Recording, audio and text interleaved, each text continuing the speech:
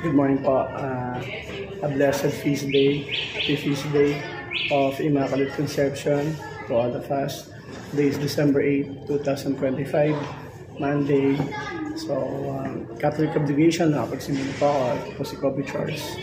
Kaluya, nito po sa Mary Health of Christians Parish National Shrine and Minor Basilica. Naging Basilica na po sila. Mamaya po, ito po, yung parish namin.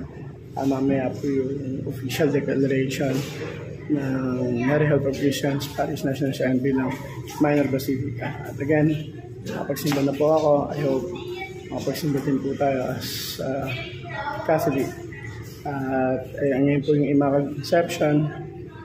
Ito po yung pinaglihin ng mga Mary si Jesus Christ. At eventually na po siya December 25, 2025, Christmas Day. Again, may God bless, protect, and guide us always.